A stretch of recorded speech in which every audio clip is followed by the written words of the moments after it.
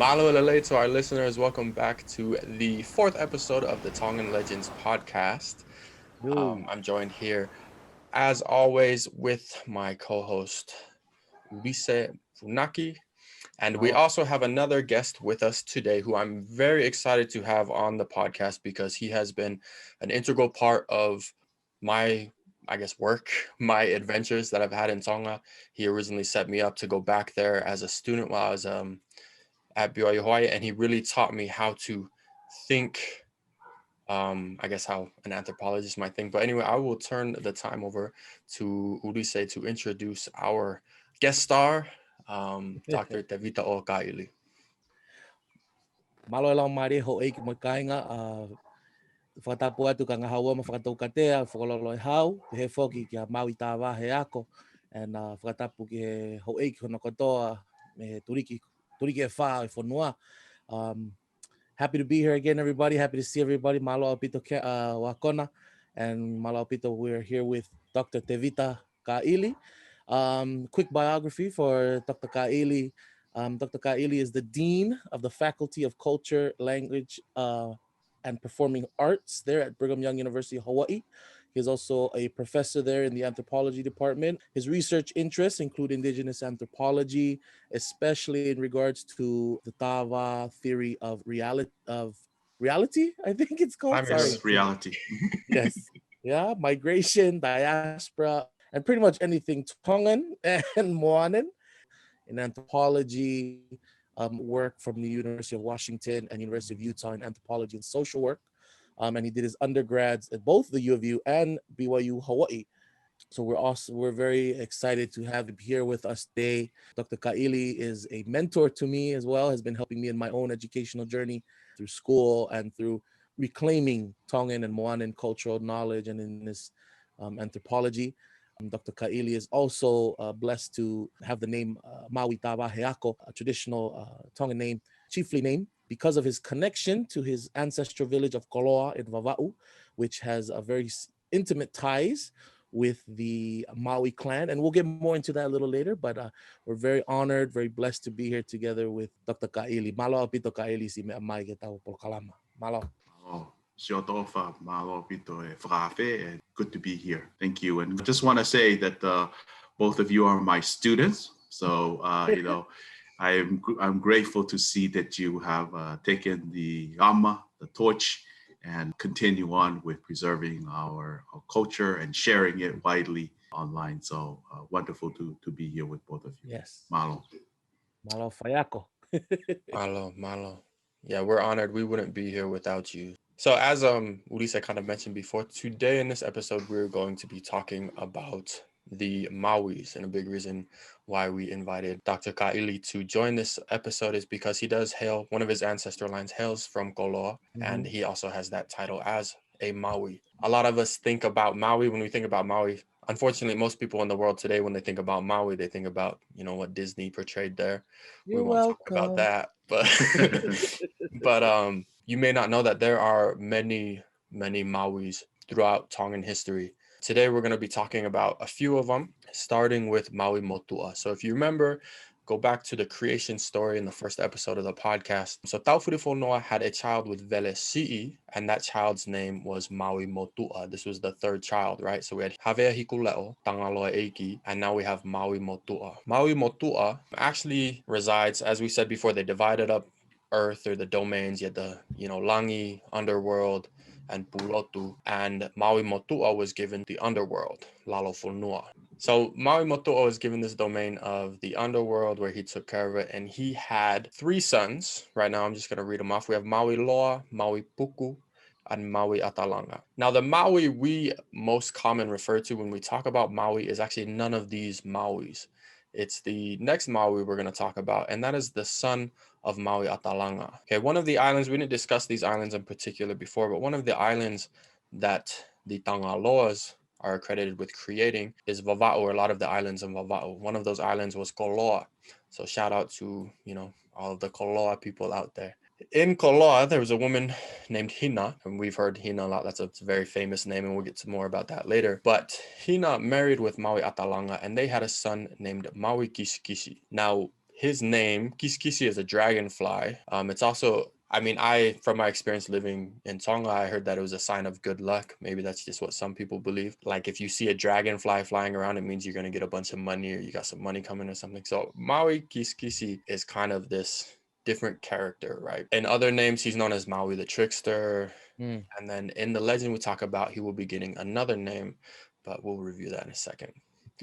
So as you know, we're introducing these stories because these stories talk about the creation of the world and then Tonga. So the part of Tonga that the Mauis are responsible for creating, actually, I'm getting ahead of myself, but we're going to go ahead and talk about that right now. Story goes, the Mauis, Maui Atalanga, I think Maui Puku and Maui Loa accompanied them. Is that correct?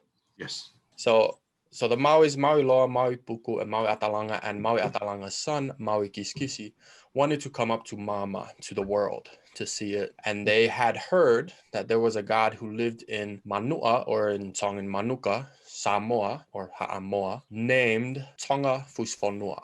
They jumped in their canoe and they're paddling around, and then they end up paddling out to Manuka. And when they land there, Maui Kisikisi, the son, this is the Maui that most of you think about, he goes ashore to try to find Tonga Fusifonua, and he's going to ask him for a magical hook that he has. Now, this hook is fabled or known to be a great land pulling hook. It had the capability of latching onto the seafloor and pulling land out of the oceans. And Tonga Fusifonua, the name Fusifonua means pole land, right? So his name is literally the land puller. That's his title. So Maui Kisikisi goes up into Uta, onto land, into the bush, and he runs into a woman named Tēvita, who is Tonga Fusifonua's wife. They get to know each other. I guess depending on what version of the legend you read, that could mean a few different things, correct? But they get to know each other. And Tēvita she takes a liking to the boy, right? She takes a liking to the young Maui Kisikisi. And so they go back to Tonga Fusifonua's home. And while he's there, he helps her, with a number of things. And I've heard this story a few different ways, but essentially what I realized, I feel like he didn't just come out and say, hey, where's the hook? Or, hey, how do I get the hook? Or, hey, I'm here for the hook. Yeah. He came and he got to know her and he spent a lot of time. They spent time talking. He spent time helping her out in the yard or whatnot. And he noticed that in this api, in this, be it a compound or a yard, that there was another little fale or a little shed off to the side. And now nonchalantly, of course, he probably knew what was in that shed, but nonchalantly, he brings up the shed, and Tēvita already suspects or knows that he's here for the land pulling hook, because many other gods, many other people had come before trying to get this hook, because, who doesn't want to pull up lands, right? So because Tēvita has taken a liking to the boy, she tells him, a lot of people have come and tried to get the hook from him, but they all fail, and I'll tell you why. When he comes back and you ask him for the hook, he's going to take you to that shed. And when you go inside that shed, you're going to see hundreds or many, many different hooks. And these hooks are going to be made of everything you can think of all the precious things that can be found in the Pacific and the islands. And they're going to be huge, grand looking hooks. Or there might be other ones that are smaller, but really strong looking. And she tells him, don't pick any of them. Instead, look for the smallest, dirtiest, most worn out, most worthless looking hook. Yeah. And pick that hook. So Tonga Fusifonua, who's a great fisherman, right? He fishes up land. He was out fishing. He comes back, and when he arrives home, Maui approaches him and says, hey, I've come for that hook. Can I have it? Can I borrow it? Indefinitely borrow it, I guess. Is how I figure out. And so just like Tēvita said, Tonga took him to the shed and said, whatever hook you choose, you can keep, but you only have one choice, right? You can only choose one hook. And after that, that's it. So he goes in and he looks around and he finds that hook. He finds that small, dirty, insignificant looking hook.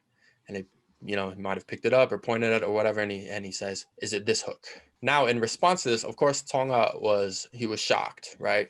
He's probably pretty upset because his little trick didn't work. So in response to that, he said, Kohai ko Tēvita I Manuka, meaning, well, what he should have said is, Kohai ko lavaki I Manuka, like something along those lines. Lavaki is to betray. But instead of using the word lavaki to say betray, he said, Kohai ko Tēvita. He said his wife's name as the word betray. Yeah. And so he knew that his wife had betrayed him and Maui got the hook. That's a saying today now. Some people will say like Tēvita O Manuka is to refer to a betrayal. That's one of the cultural implications, and we'll get to more of those later. But after he chooses this hook, Tonga Fusfonua says, you know what, fine, you beat me.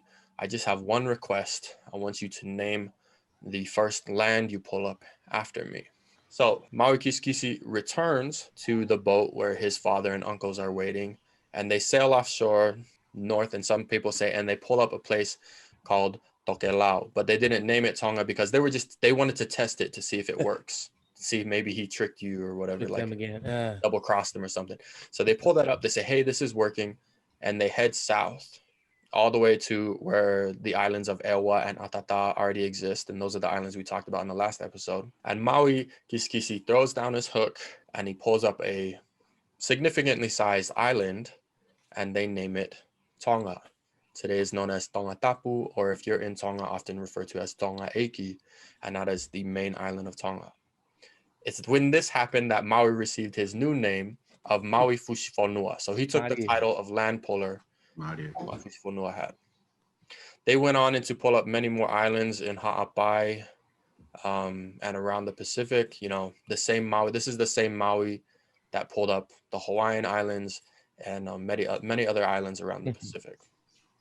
So that is the story of the Mauis, and the kind of this finishes our creation story of what we now refer to as Tonga, the Kingdom of Tonga. And yeah, mahalo. Mahalo, pito. Nahawa mawhakato katea. And I will just add to that story, beautifully told by Nahawa mawhakato katea of Kololo Hau, that there's another version related to it, that when they pulled up the islands, some say they were coming from Pulotu, that after they pulled up Tongatapu, it was actually a mountainous and a hill place. But Maui Fusfonua stepped off the waka into the land and stomped on the land, and all the mountains became flat and fertile. And out of that, out of Maui Fusfonua, the side of his feet grew up all the plants that we have in Tonga, from grass to flower to taro to sweet potato to breadfruit. And so this is the origin of many of the plants in Tonga, coming also from Maui Fusfonua.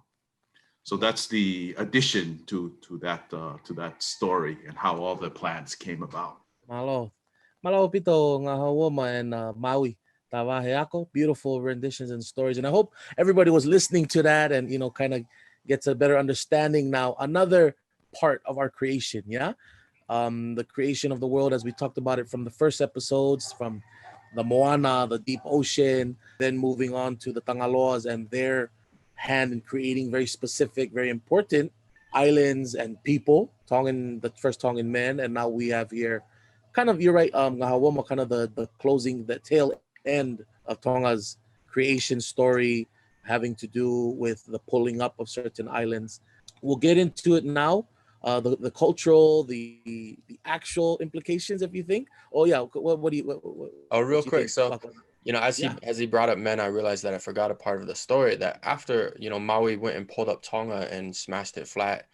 Remember that Kohai, Koau, and Momo, the three first men created for Tonga, still lived in Atata or Ata, right off the coast of Tongatapu. So as the Mauis were kind of paddling back off to the canoe, they saw these men living there all alone. You know, and they're like, poor fellas, let's go get them some women.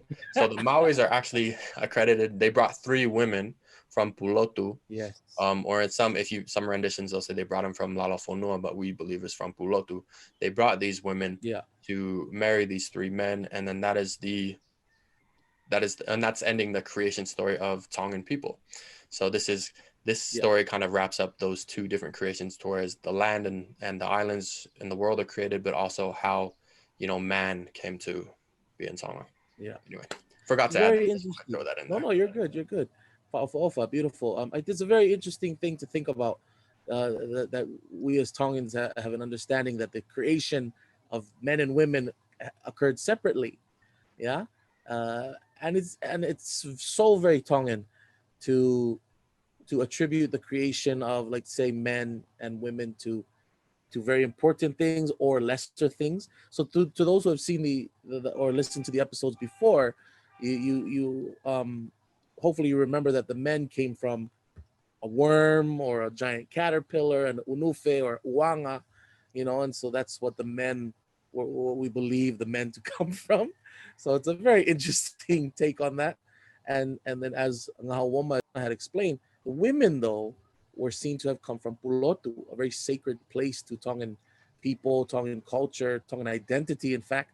And so that says a lot about it. And I think, and I, we'll get more into that, the cultural implications, but that's just one part of it. So, Dr. Ka'ili, is there anything now that you'd like to talk about now concerning the cultural implications, or what can we learn then from this story of the Fusifonua, of the pulling of the islands and the Maui? There's tons of other stories, a whole lot more other stories of the Maui. They are the heroes, they are the rebels, they are the the origins of many different things in Tongan culture and history. So, where would you like to start off with? Yeah, I always like to tell people that the stories in Tonga are in the form of heriaki. Yes. Heriaki meaning that they come in poetic, metaphoric, or symbolic language, and that our history was preserved in this heriaki language. Yeah. So when you listen to the story, and I know you both have done this with the other episode, you begin to see that there are actually history and scientific knowledge that are in the story, but they come in a very poetic, beautiful way to tell the story, right? Yes. So first thing to sort of kind of think about when you, and we do this in Tonga all the time, whenever you listen to a matapule or listen to songs, they're always using, these symbolic language, and then you have to sort of peel to be able to see what's there. So first of all, I would say the mata o Fusifonua, the fish hook that was used to fish up the islands. Most people today, scholars who have sort of kind of look at this, is to say that this was a reference to Matau Maui, which is a star constellation known in the West as Scorpio. In the West, it looks like a tail of a scorpion, but from the people of the Moana, it looks like a fish hook. And that star as a constellation was the knowledge that was used to discover new islands. And so when you go to discover a new island, it's much more poetic and beautiful to call it fishing up an island, right? Instead of say, we went and discovered an island, we went and fish up an island. And if you've ever been on a kalia, when you go to another place, it feels like the island is coming out from the sea, And so it's a very beautiful metaphor to see. And I think what happened is Maui Kisikisi went to Tonga Fusifonua. He's also known as Tonga Matamoana, to learn how to use the star, especially this particular constellation, Matawa Maui or Scorpion, to find other islands. And so all the islands that are, whether it's Aotearoa or Hawaii and so forth, when you say that they were fishing them up, actually they were discovering, or that Maui came and sort of kind of found these islands. So that's one piece I want to add to that. And I think it's an actual nautical term, correct? To rise an island, right? Yeah. As you're coming up to an island. Yeah. I don't know. You're the sailor. Well, ang Hawamba here, he's the one that's been on the Kalia the most. But even in the story, it says they went to Tokelau, to the north, and fish up Tokelau, which is Tokelau of Manuka. Then they sail back they sail to Tonga and fish up. So it was all the navigational information is there in this story, but in a heriaki beautiful way. No, I really love that, and I'm grateful that you kind of expressed that, because I never actually thought of it that way. But as I have done a little bit of sailing, and as he was explaining that, I kind of got goosebumps or chicken skin, because that's what it's like. Like you go and you just see this thing rise out of the ocean in front of you. And I remember, like, I sailed to New Zealand once from Vava'u, and as we got closer, before we saw any land, there was dolphins and albatross and everything swimming around us. It was almost like a greeting party. But then we got there and I saw this big, long, white cloud ahead of us. Just this. And then I knew the name of New Zealand is Aotearoa, which means the long white cloud. And so it's like this island got its name because that's how people found it. That's how people saw it. But then as we got closer, it's like it seems like the ocean and the clouds separated, and this this huge land came out between it. And so no, I think I really appreciate that insight. It's one of those things that it's very enlightening. But yeah, that's super There's a lot cool. of there's another example of that, of especially here in Hawaii. So for those who don't know about Hawaiian origin stories or Hawaiian culture, Mauna Kea. So for those who know about Mauna Kea is seen as to be the older sibling, right? The big island. Mauna Kea is the first thing that was created, and if you imagine, then if you take that metaphor thinking, heliaki, or in Hawaiian kauna, if you're sailing on a kalia or on a canoe from the south coming up to Hawaii, that is definitely the first thing you're going to see. It's Mauna Kea shooting up from the ocean as the Absolutely. highest point. Yeah, and so it makes sense. It only makes sense that the earliest Hawaiians would recognize that as being the quote unquote firstborn, because as it was the first thing seen, the first thing spotted, and it's a beautiful way to capture this type of event is through poetry. And just same thing, support, going off of what Ka'ili said. Tongans love to not say things straight in our oratories, in our language. We always have to say it in a very sideways, poetic, up and under to get the point across. But it causes one to think, and those who really want to know will do the due diligence and try to figure out what they're trying to say. So it's really important to our culture. Mahalo. Yeah, it's beautiful way to express scientific knowledge. This is Yeah. indigenous scientific knowledge that's to do with astronomy and also marine life or navigation. And it's a better way to actually preserve the story, because if you have this story that is told in very poetic form, it's easier for people to remember, that Maui went out and fish and do all of this, than to sort of kind of explain it in a very technical scientific term. So, this is our ancestors, right? Our ancestors had this in their mind, and they created these stories, and they passed down this scientific information to us in very heriaki form. So it's kind of interesting because both science and art are together. The humanities and the arts are merged together into one story. They're not separated in that way. And that's a technique that we know really works, guys. I mean, if anybody who's taught knows that if you put something to song, people are going to remember it. Exactly. And you could sing the quadratic formula.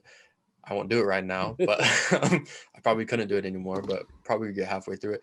It's like you can remember a lot of different information. And so this is really cool, because in the last episode, we talked about how Atulongolongo, Tangalo Atulongolongo, who was the plover, which is, these birds are a huge part of navigation. Yes. And he is the god of navigation. And now we have Maui's hook, which is used to find land. So you have birds and stars and this kind of combination.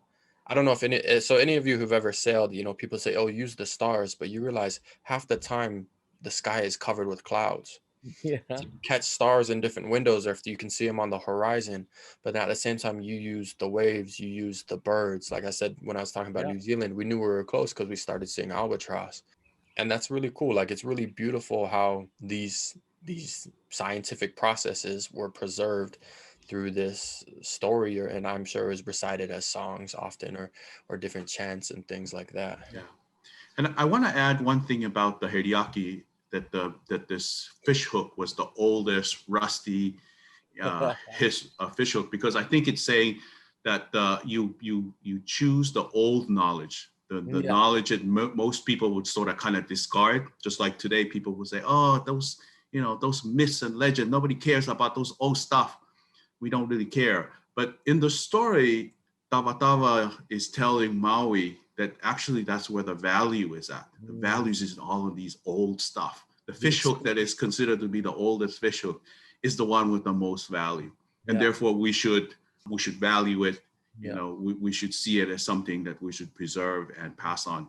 And that's why, I love what you're doing here in your episode, because you're taking some of these old stuff that maybe people don't care about, and you're sharing it with others.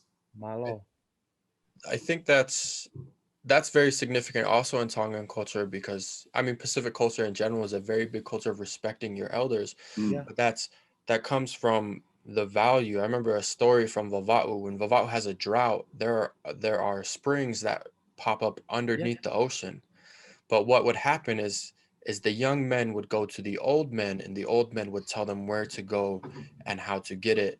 And so it's that combination. The old men had the knowledge, but the young men had the physical ability. Yes. And so it's like a lot of times with ageism, especially, we recently, depending on when you're listening to this, we recently finished the presidential debate, and I don't want to talk about whatever opinions or not, but like there's been a lot of, be it founded or not founded, ageism that's been going on. You're saying these guys are Yes. so old, they kind of lost their value. But in this legend, we kind of see also really, scientifically, because you needed that cooperation of peoples, but also culturally, that has translated into that respect factor that is very much, kind of requisite in Tongan culture for your elders. Yeah. But yeah, no, that's beautiful. That's awesome. Yeah, the elders are repository of knowledge. They Yeah. were the one that have all our knowledge, our indigenous knowledge. Yeah. That's what people call it today, or indigenous science. They were our library. Yes. So, they were living libraries that we had to go and we didn't have Googles or any of those stuff that you have today. So all the knowledge were deposited in the elders, and therefore that was important. But it also just kind of bring the Tā-Vā theory here.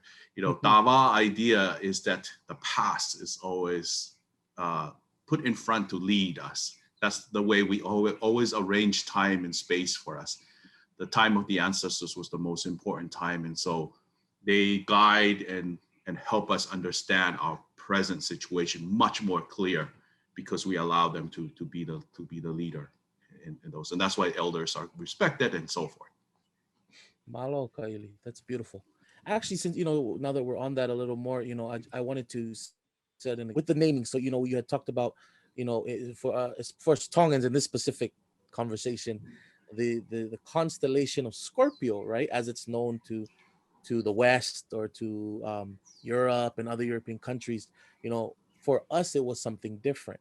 I just want to highlight that, because a lot of times we're so caught up on what the knowledge that from Papalangi or from Euro-American culture and schooling and stuff. We tend to emphasize that more, forgetting that we had our own understandings of these things. We had our own names, and I think that's important to emphasize as well, that we saw the world differently. They saw a scorpion, we saw a hook. They see Orion the archer. We saw the Ha'amonga Maui and the three paddlers of Hina. There's very different things, and it's definitely a result of our worldview. And so I also wanted to ask you a question, Dr. Ka'ili, if you could expand more. What are then the implications? What is the importance then of Maui to us as Tongans, and to the Tongan listeners now, those who are born here in the US or in Hawaii, Aotearoa, in Australia? Besides, and no throwing shade on it, on Uncle DJ, but the Moana movie, it doesn't give the complete story of who Maui was. What is the importance of us understanding who Maui was and these stories? Yeah, I mean, for us, Maui is an ancestor that was deified because of his knowledge. Deified meaning that we elevated him to the level of a god because of his vast knowledge. I would say Maui was our foremost scientist, one of our foremost scientists. Yeah, because he and his brothers had so much knowledge about just the stars, the ocean, cultivation. Because all the stories. Hufanga, Dr. Augustino Mahina and I started collecting the stories of Maui. Tonga has about close to 40 stories of Maui, different stories. So today we're just talking about one of the stories, the fishing, but there are so many other stories of Maui that, relates to all of these sort of knowledge system. And that's why Maui is important. And Hina too, Maui and Hina. So both of them are sort of a hoa that goes together. Malo apito Ka'ili. And to those again listening, wanting to know, thank you all for tuning in and for wanting to listen, but this is also an attempt by, Wakona and I and Dr. Ka'ili to introduce people to their culture and their history, things that they didn't know about, and so now hopefully you have a better understanding that Maui was super important to how we understand navigation, planting, cultivation, agriculture, right? Even today, another cultural implication is, we had talked about it earlier before coming onto the video, the old Maui, Maui Motua was said to have resided in Lalofonua, where he also took care of fire. We'll get into that. But he had his plantation or his konga'api, his complex called Tokanga, right? And today, even today, Tongans who talk about their plantation or I'm going to the bush, a lot of them will say, I'm going to, I go hifuki Tokanga, oh, na ifaipe mawoki Tokanga. We're going, we just went to Tokanga today. People don't realize what that means. It's because they're still using that name of Maui's plantation for their own, because he was a master farmer. And so it's very, very interesting to see stuff like that. And even as I said, Maui had taken care of fire, Maui Motua. We believe Maui Kisikisi had taken fire and brought it to the world, right? Ka'ili, is there any stories with that you'd like to highlight with Maui and fire? Well, I want to say that even the technology of umu, our underground oven, that comes from Maui Motua. He's the first one to sort of create that technology and gave us the knowledge, but also fire also, And the story of fire is basically, Maui Kisikisi or Maui Fusfonua, he wanted to bring fire and share it with the mass. At that time, it was only Maui Motua was the keeper of fire, and he wanted to keep it only for himself and the people who were sort of the ho'eki of that time, right? The chief. So he basically, sort of kind of smuggled the fire out of Lalofonua and came up to Mama, and he told fire to go and hide in certain plants, such as breadfruit, fau.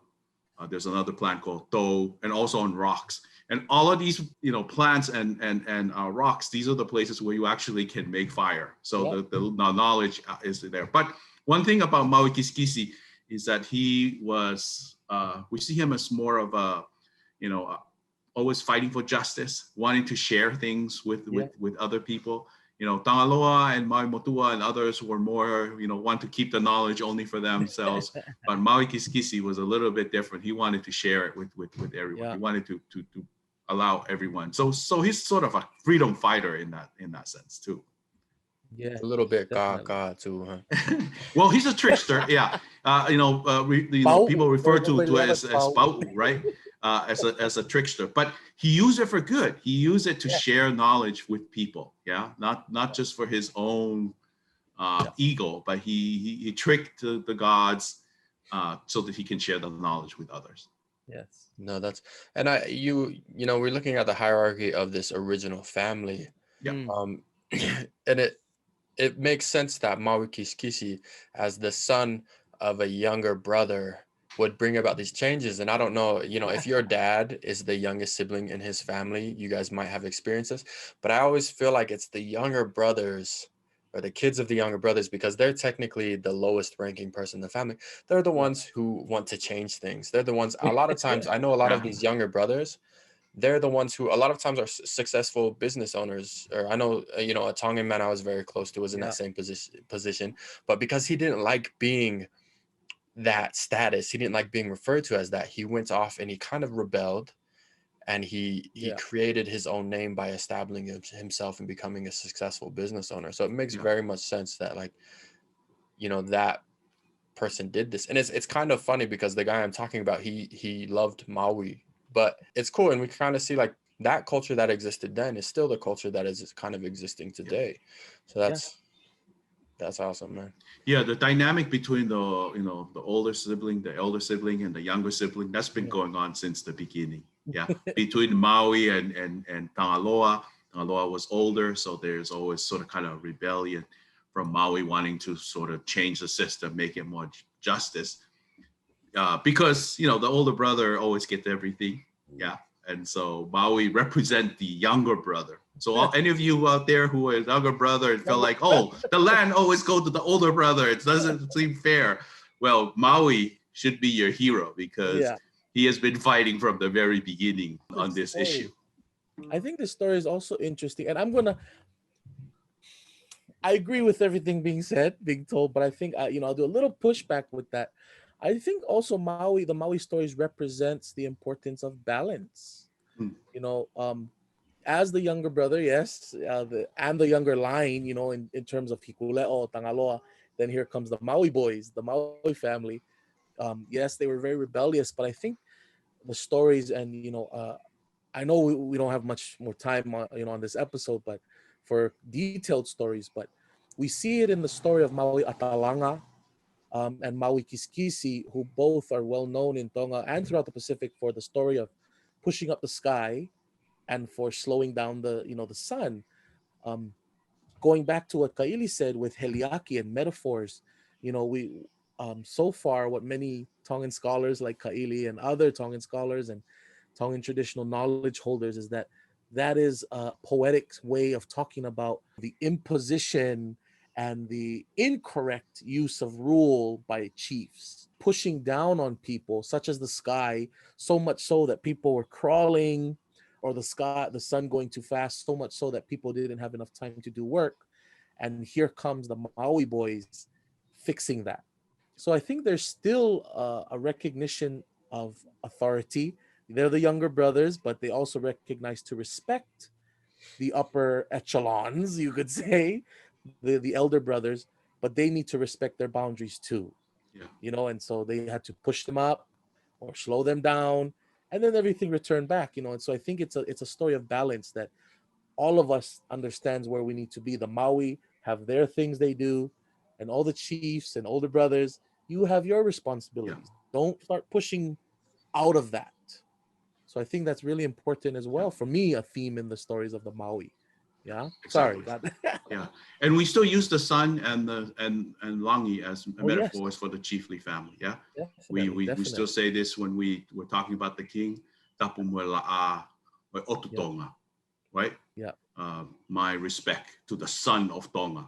Yes. And that sun is a representation of the king. And so when Maui was slowing down the sun, that one interpretation is possibly he was sort of like pushing back to the sort of oppression of the maybe the king at that particular time. So wonderful stuff. Yeah, no, that's definitely, just to draw in a little bit from history, but even, I guess a couple of the most famous warriors, I think, are Taufa Ahau, who became Tupo the first, but also Ulukalala, Finau Ulukalala. Yeah. And Finau Ulukalala, he was a higher ranking chief, but he wasn't anywhere near, I'd have to check the relations, but he wasn't near as high as the Tu'itonga, who was Tugu Aho.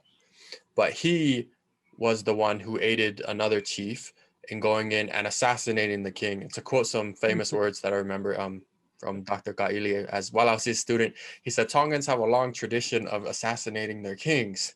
Or like, it happens a lot, but that's that, because in our last episode, and I forgot to kind of push back at this when we mentioned it, but we kind of came up and saying, there's this balance between commoner and chief. And that's ideally, it didn't always exist in Tonga, and it doesn't always exist.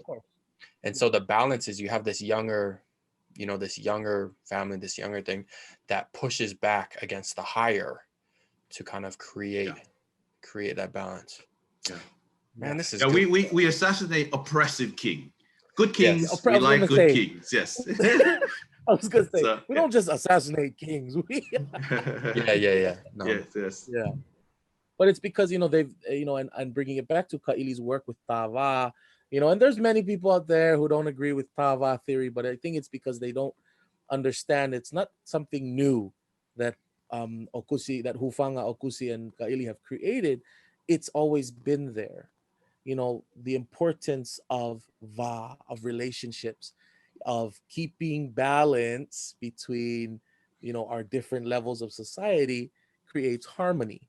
Once you start going past that, whether you're a king being oppressive, pushing too hard down, or even if you're from the bottom, pushing too high up, you're going to get burned by the sun.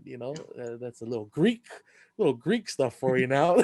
Malo, I appreciate Mali. But that's what I think it comes down to. Is our ancestors were very much aware the importance of balance in our society. Once you start to go past that traditional Tongan cultural values of whakaapa-apa, lototo, and all that, that's when you start getting any kind, as they say in Hawaii. Exactly.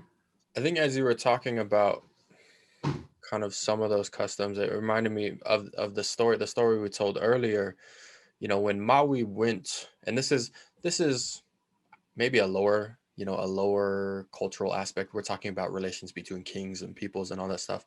But I think on a day-to-day spectrum, this is very apparent in Tongan culture. But when Maui went to Tēvita, he didn't, hey, yeah, no, I'm here for the hook.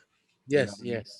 Which is something, well, actually, to be honest, I really struggled with that culture when I first went to Tonga as a missionary, because I would show up and you're like, and be it, a member of our congregation, we were just showing up for something or not. Like, I was very like, let's get it done. Okay, we're going to talk to this person for 10 minutes and then we're going to be off to there and talk to that person for 10 minutes and all.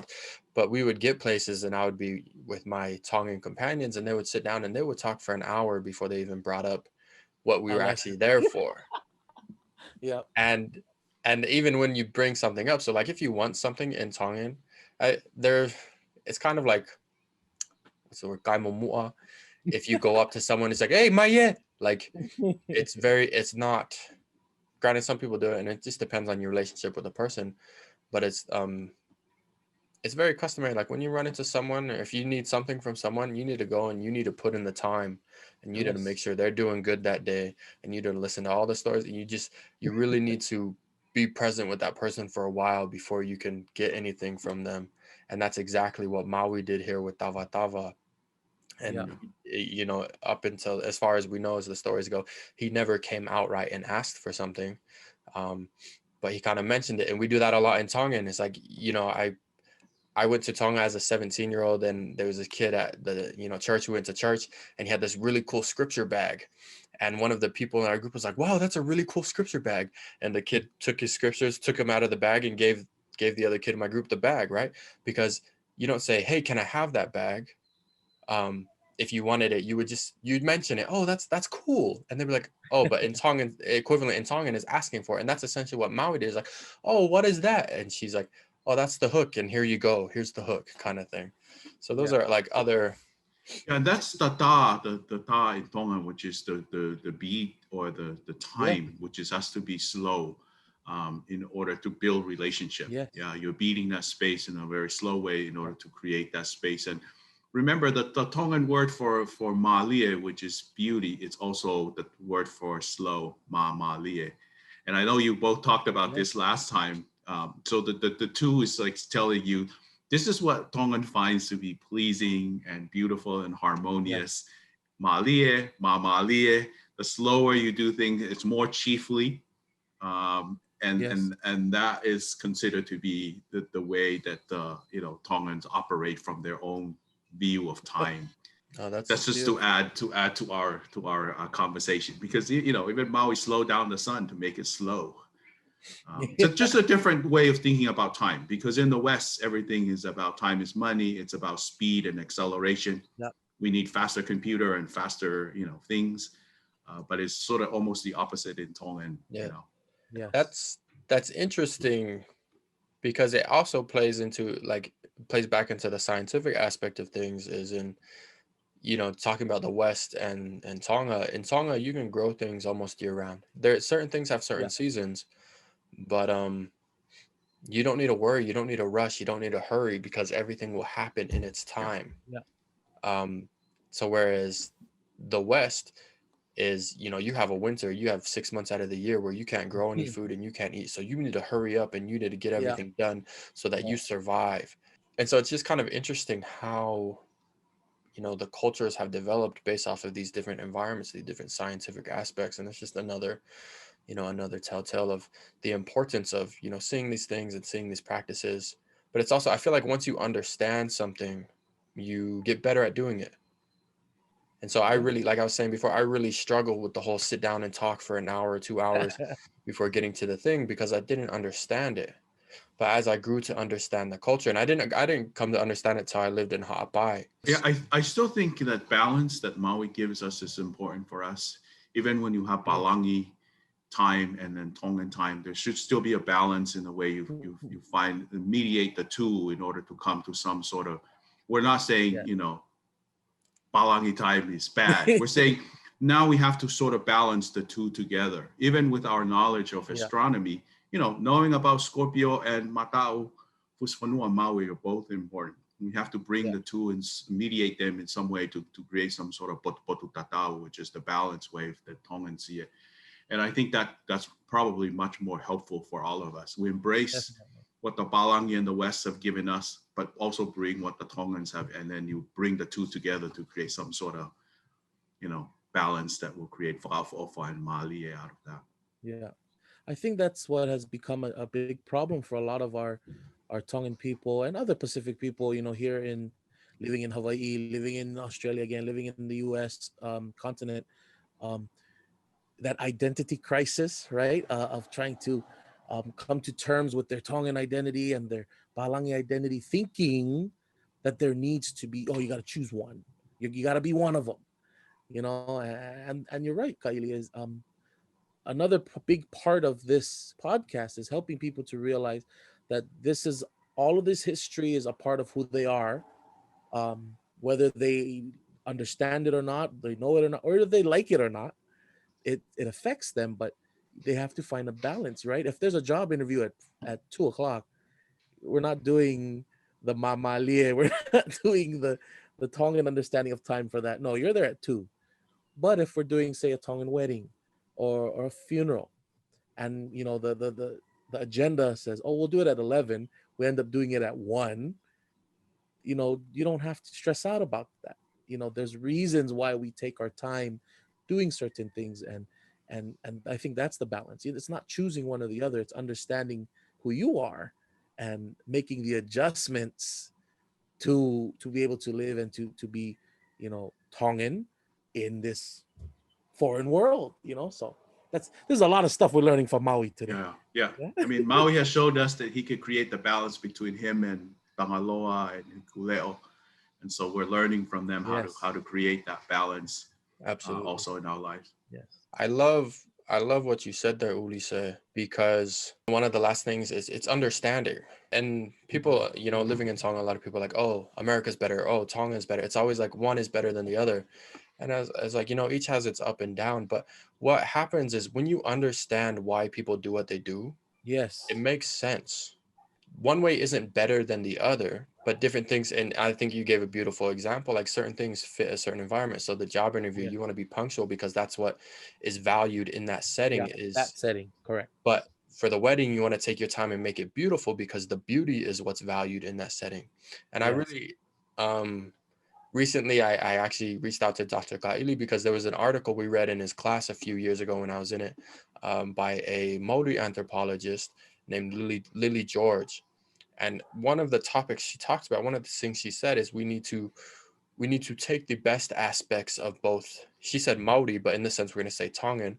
We need to take the best aspects of Tonga and the best aspects of Europe or European culture, Western culture, and we meld them together into a new Tongan culture, right? And that's what we're doing today. But we need to just understand it's not, you don't have to say this is better, that's better, because in different environments, they're both better. So they both have equal value. But when you understand them, you can bring them together and use them to everybody's benefit or to your benefit. So. Malo. Malia. Well, and we're doing it right here. This episode, we're using Zoom, and we're using Palangi technology. We're using our Tongan stories. I mean, we're merging the two together in a very beautiful way to do something that we're actually drawing from both traditions. Beautiful. That's beautiful. I think we're kind of wrapping things up, reaching the end, but I just want to thank both of you for being here. Again, special thank you to our guest, Maui Tā-Vā for bringing a lot of beauty, kind of what we're talking about today, and demonstrating that balance to us. I think we'll go ahead and wrap it up. Is there any last words you guys want to leave with everyone? And not last words. We're coming back, but no, just same thing. Want to thank you Ka'ili, malo apito Maui Tā-Vā Heako for joining us today. It's been a real privilege, and I think many people, especially again our youth and our other Tongans that didn't grow up in Tonga, and especially that don't speak Tongan and can't listen to your other beautiful programs on like Talakola. Shout out to To'o and the fam, who can't understand Tongan and so can't always engage in a lot of the important conversations like this and understanding culture through books or other even social media posts that are written in Tongan. Thank you for joining us and helping us out with this, and especially in this very important topic about Maui and the Maui clan. To all of our listeners, thank you for joining us again. Just so you know, this is not an exhaustive episode. There's a lot more to do with Maui, and so if you want to know more, if you want some more resources from us, books or other podcasts, other videos that talks about Maui or other knowledge and stories, like Ka'ili said, there's a whole lot more. Just reach out to Wakona, Cameron Van Wagner, or to me, myself, Ulisse Funaki, and reach out to Dr. Ka'ili as well. We have a lot more to share with people concerning Maui, and especially Dr. Ka'ili has a very important ties, and we didn't get to touch on it today, but hopefully in a future episode he can touch on his genealogical connections to the Maui clan. Yes, that's right, you heard correct. And there are many other Tongans out there who are tied to Maui genealogically, and so we'd love to hear their stories as well. But that's it. Malo Alpito, everybody. Thank you, Dr. Ka'ili. Yeah, I just want to say malo opito and thank you ngahawoma whakatou katea o wholoro e hau, and also to you Funaki. Thank you for creating this podcast. You're the modern Maui of today. What you're doing with the podcast is that you are sharing this knowledge that only exclusive people, or this knowledge maybe in books, but you're taking it and you're sharing it like how Maui share the fire with the mass. So I'm very supportive of your work, and thank you, and thank you for all the listeners out there who have joined us. Ofalahiat. Malo Alpito. With that, another thank you to you guys for joining. Another thank you to our great co-hosts here, Ofalahiatu, and we will see you on the next episode.